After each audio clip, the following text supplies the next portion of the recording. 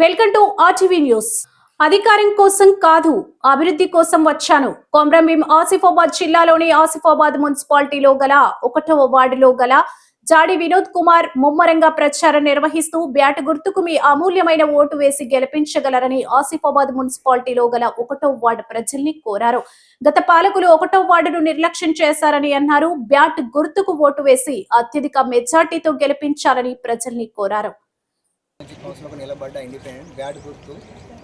నేను ఒక పేద కుటుంబం నుంచి బయటికి వచ్చిన ఇన్ని రోజులు జనకాపూర్లో ఎటువంటి డెవలప్మెంట్ లేదు.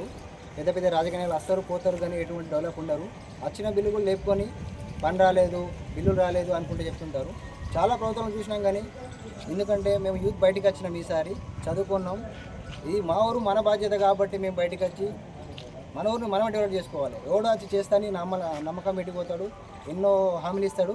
ఒక్కరోజు ఎలక్షన్ అయినా అంటే ఎవరు కనబడేటోళ్ళు ఉండదు. వెనకబోయి అభిమానులకు నేను ఎప్పుడు చెప్తాను, ఓటర్ మాషే వాళ్ళకు ఒకటో నంబర్ నుంచి బ్యాట్ గుర్తుకు ఓటేసి నన్ను గెలిపిస్తే నేను జనకాపూర్లో ఉన్న ప్రతి సమస్యలు తీరుస్తానని నేను నమ్మకం ఇస్తున్నా.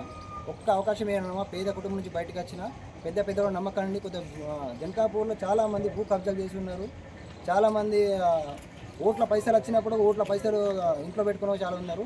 అటువంటి నమ్మకన్నమ్మ ఒక్క అవకాశం నాకు ఇవ్వండి, నేనేంటో నిరూపించుకుంటా. Thank you.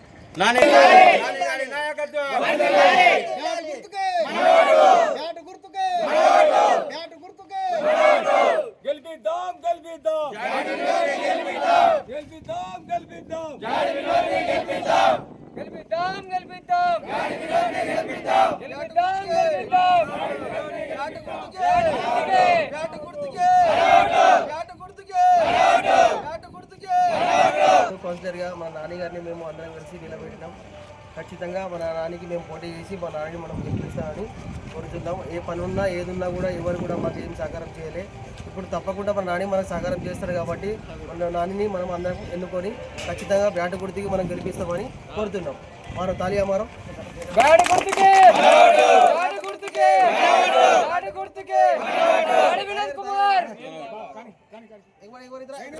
కౌన్సిలర్గా జాడి వినోద్ కుమార్ కానీ మేము ఎన్నుకున్నాం.